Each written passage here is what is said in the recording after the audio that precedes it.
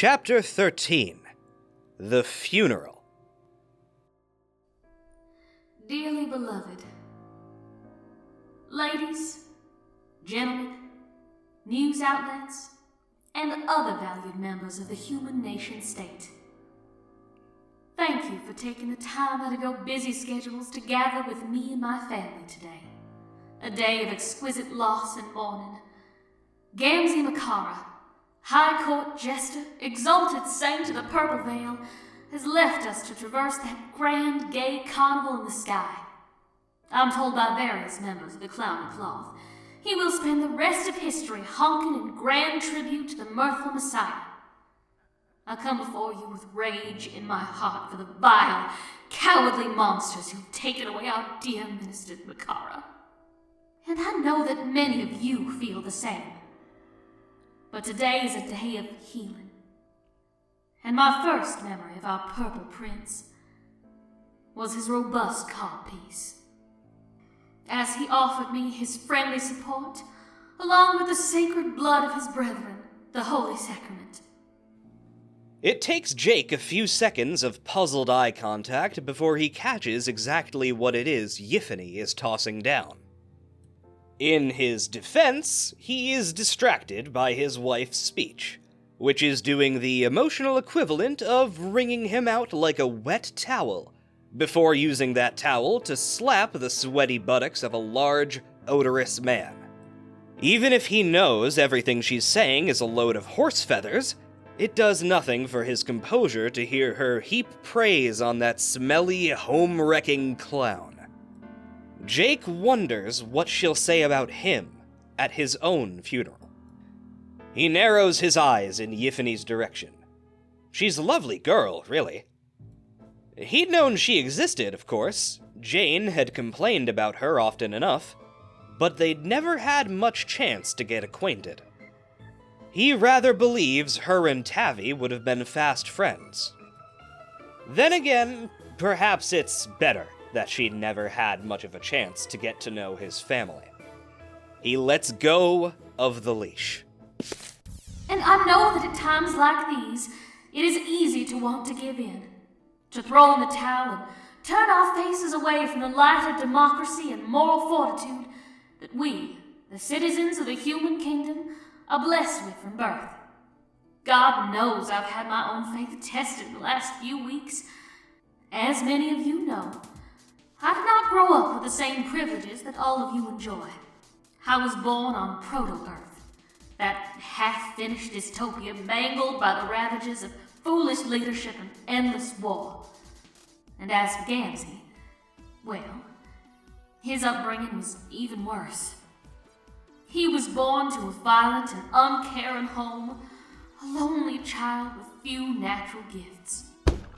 It would be simple to let this disgusting, vile, shameful act of spiteful revenge turn us away from the blinding light of the sword of justice that hangs over us all.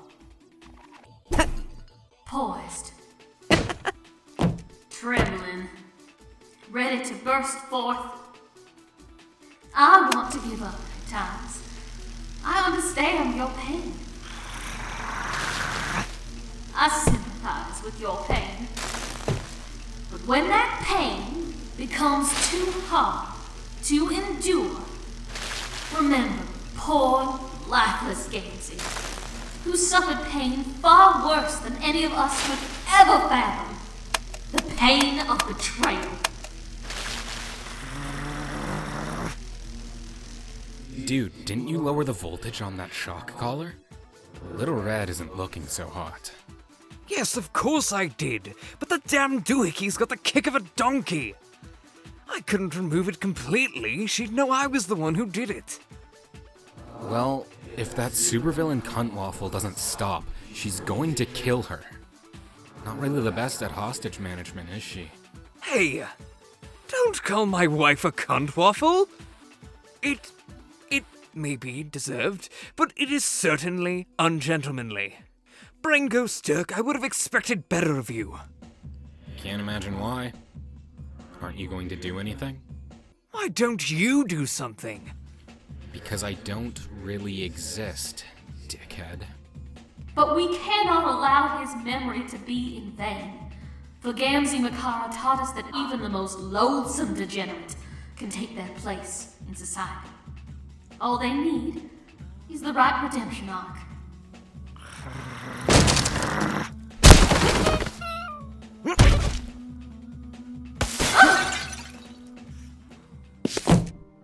Young lady, I am just about at the end of my rope with you. Throw all the dog bowls you want at the walls of my warship, but don't you dare act up in front of a live fucking news feed. After everything I've done for you, paying for your education, helping your parents cover up your existence from the world, just imagine what Rose and Jade would say if they could see you now. Even dissidents can have a little decorum. Get down from there at once. Don't you threaten me, young lady. Not today. There's nowhere for you to go. My agents are swarming this church. Be reasonable, Yiffy. Ugh. Disgusting name. That's hardly your fault. You were always just a footnote. Your parents' little prank. Honestly, that's why I helped them all those years ago. I do love a good jape. But let's be serious. You don't matter. If you did, they would have come for you already. Oh, spit and monkey vomit. This is getting bad. I shouldn't have let her go up there. I thought she would just run away. Still might. And she does. Seemingly at the end of her tolerance for insults toward her name, social status, and heritage, Yiffy performs an impressive backflip off the podium and down onto the church floor. One that, if it hadn't been happening amidst a sea of other newsworthy events, would surely have ended up on someone's Instagram story within 30 seconds. She gives Gamzee's corpse one last parting kick. A hard, proper kick that proves those cleats aren't just for fashion. Although they are certainly also for fashion. There he flies, in his gangly, purple, necrotizing glory. A phantom honk seems to hang above the congregation, as if from an echo of a time long past. A simpler time. A time before we had to deal with this disgusting clown's bloated corpse every other update. He vanishes into the seething crowd, and we are confident that we will never have to deal with this asshole ever again. Jake watches from a safe distance, poised on the edge of intervening to pull Yiffy out of there. But, in the end, he doesn't have to.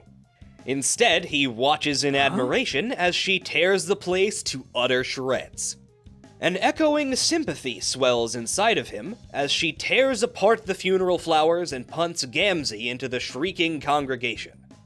Here is a girl who felt the cold, indecent hand of fate wrapping around her, and instead of submitting to it and slowly sublimating down into a morass of boiled doormat, she slapped it away from her with a lively, "Oh no, thank you."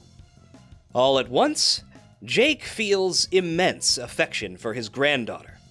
He hopes the two of them can make up for lost time. Enough of this! Seize her!